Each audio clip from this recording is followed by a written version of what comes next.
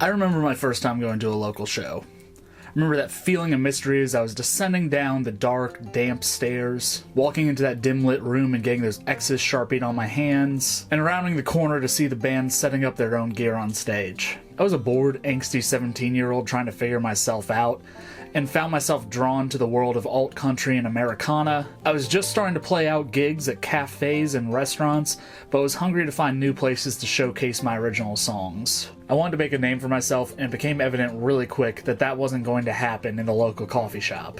That led me to discover the Golden Pony. It's a place where local bands cut their teeth and regional and national touring acts stop in every weekend. Knowing that this place could be my ticket to joining the region's music community, and having really only seen arena concerts up to this point, I knew I had to go and see what it was all about. From the moment the band started, I was hooked.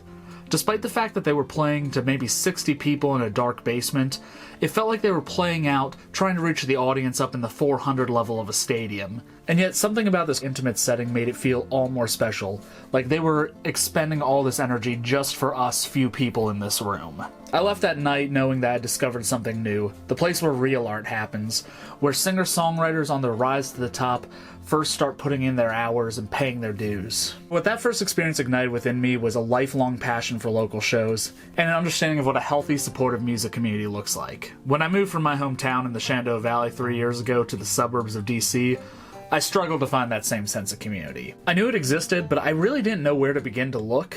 My first year living in the DMV was an ongoing cycle of emails, DMs, open mic nights, and whatever gigs I could find from cold outreach, until a local talent buyer made an introduction that would actually change everything for me. When I first began performing at Earp's Ordinary in Fairfax, Virginia, I had no idea how many incredible musicians I would meet through that place. Earp started in 2019 and was originally in a small pop-up location before they moved to a full-scale, 290 capacity seated venue on Main Street at the end of 2023. Earps has been a regular fixture of the local singer-songwriter community since they opened their doors, and regularly hosts events in collaboration with the Songwriters Association of Washington, which is the largest group in the region supporting original singer-songwriters. Meeting fellow musicians through Earp's Ordinary made the local scene feel much more connected for me, and ultimately probably saved me from dropping out of doing music entirely, because I honestly had a rough go at it in the beginning. It's hard to start over.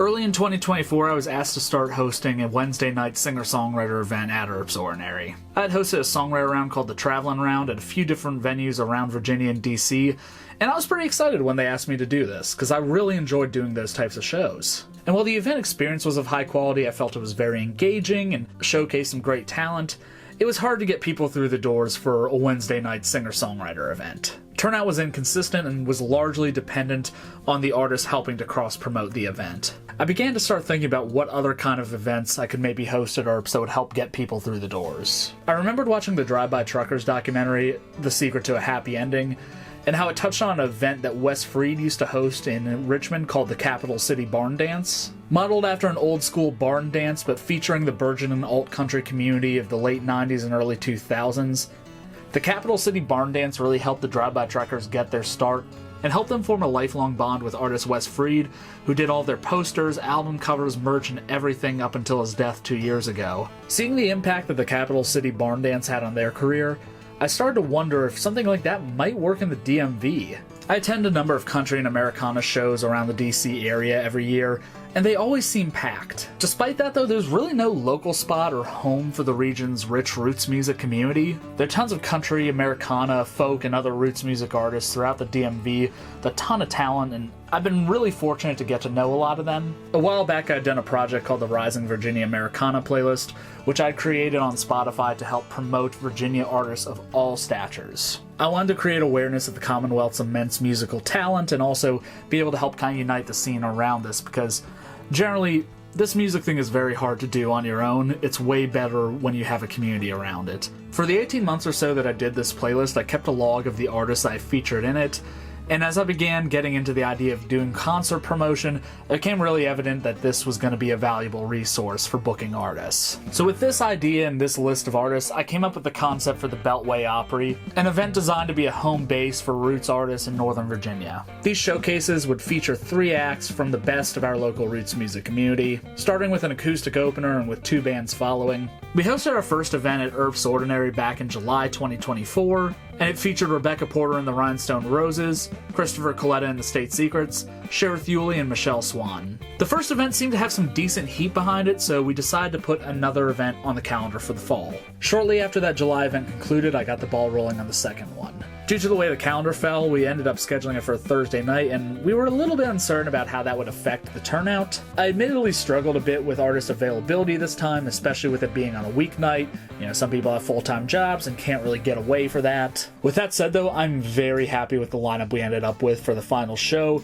Featured some fantastic performers, starting with Emily Woodhull. Emily's based out of Fredericksburg, Virginia, and is somewhere between alt-country and alt-rock. She was recommended to me by my friend and former Beltway Opry performer Sherith, but actually even before that, I had seen video of her performing on my friend Rob's Instagram feed. Rob is a big supporter of independent country music in the DMV and frequently posts videos of local shows on his Instagram. And so with that recommendation and having seen some videos of her performances before, I reached out to her to see if she was available. She said yes, and she gave a hell of a performance that night. She actually got a couple people up dancing, which can be hard as an acoustic performer. Big credit to her for that. She also closed out her set with a song about Virginia, which I've got to be honest, I'm a sucker for a home state pride song. I mean, I'm making this whole video about how I want to support country music from Virginia, so I don't think that comes as a big surprise, but I really enjoyed her set.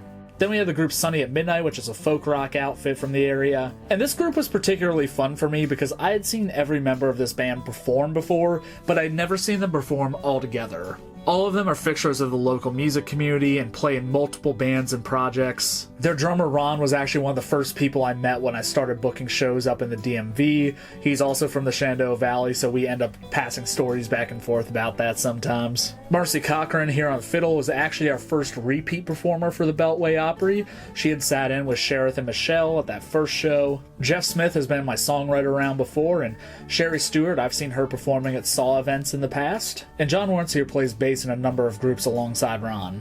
I enjoyed their mix of rocking numbers and folk ballads, and they brought a good number of people out to the show for them. Lastly, Annie Stokes, who I originally found online when I was running the playlist I mentioned previously, and I very quickly became a fan. I feel fortunate this is the second show actually we've done together. She had previously played in one of my Traveling Around events in Winchester, Virginia back in 2023, but this was the first time I got to see her with her band, and that was so worth it. At that previously mentioned songwriter round, she closed with her song Goldenrod, which I thought was absolutely stunning as an acoustic number, but was so much fun to hear that song performed with her full band at the Opry. It's a great song and you should definitely check it out. I'll actually be posting links to all of these performers' music in the description below. It was a fun evening and one I feel like I learned a lot from as well. It was a little bit more Americana leaning than our first event, which had a lot of fiddle, had a lot of pedal steel, mandolin, all that stuff, but still captured the spirit of the Opry. Each artist put on a fantastic performance. Before I go on, I have to address I am very new to concert promotion. I've organized a few events in the past, but I'm still really getting my feet wet and trying to figure out what works and what doesn't. The biggest thing I've realized along the way though is this is hard. This is hard. It really takes a lot to put on a successful local gig, having to put time into promotion, printing posters, running those around, trying to find places to hang them up, which there is a shocking lack of places you can just hang a poster up in Northern Virginia, organizing things for the artists, making sure that everything is taken care of, that we have a budget, all of those things. It is hard. And that's not me complaining, because I actually really love doing it. It's just sometimes it can be more difficult than others. There's no question about it, this was a more quiet event than our first one. We didn't sell as many tickets, probably because it was a Thursday night, but I've also been hearing some rumblings that restaurants and music venues are a bit down in the DC area right now. It might be the time of year, it might be the economy, the election, it could be a lot of different things. But all in all, I've just heard that the area is seeing less turnout for events. So this has really led me to the realization that this event just needs some more infrastructure built around it. Any show can be a good opportunity to showcase your music, make connections with your peers and with new fans, but it's definitely more fun when there's a larger audience there. Before our first event, I had reached out to some potential sponsors in related industries, people that might have an aligned audience, and didn't have much luck there. I didn't do that this time around, and in hindsight, I kind of wish I had. I feel like having done one of these already, I might have had more luck getting some sponsor help, which could have helped us promote the show out further, give us a larger budget, all these things. So I think before the next Beltway Opry, I need to put some serious work into finding some sponsors that can help fund the event, or possibly even grants that help support local music. Honestly, I'd like to be able to pay the artists better and be able to put more money into promotion, because I think this event has a shot. Like, I think it's a really good concept for something, but right now that budget is hard to come by. And then another big takeaway from this event for me was my own limits. I was organizing this in tandem with a few other events, and it became difficult at times to give this the attention it deserves. I also have a full-time job outside music, and I have family responsibilities as well. I'm planning a wedding right now too. I know this is something that I want to pursue, but it's also, I have to be mindful of how many things I'm juggling at once so that I can approach them with the proper weight that they each deserve. And also just to try and find a system that works for me so that I can do everything a bit better. There are probably some pain points I feel when organizing events that I don't really have to feel, but I need to build something out to make sure I can avoid them. I also think that finding a mentor or a partner might be the key to unlocking some of this for me. There are parts of this event planning process I feel I'm really good at, but then there are other parts of it that I have no idea how to approach. For instance, finding sponsors or grants. Like, I don't know how to do that. I'm sure I could learn, but it would definitely help to have that guidance and that accountability to push me toward it. For now, I'm learning from hard knocks and experience, and that's okay. I just don't want to get knocked down so hard that I can't get back up. At the end of the day, though, this is an event that I can hang my hat on. The vision is there, the quality is there, and, it's damn fun. I love this style of music, I love these artists, and I hope we can keep on growing this and use it as something to benefit the local music community. The DMV needs more country music representation, and I hope this can become a center stage for it. Time will tell what that demands, but I think with the right infrastructure in place, the Beltway Opry could be something. If you have a favorite country, Americana, or other roots music artists in Virginia, comment their name below. I'd love to consider them for a future installment of the Beltway Opry. If you like this, follow along, find out what we're doing to support artists in Virginia and the surrounding area. My name is Brent Funkhauser from Red Moon Media. Thanks for watching. I do videos about music commentary, both in the sense of events that I'm creating, but also larger thoughts about Americana, alt country, other things I'm interested in. Follow along and see you soon.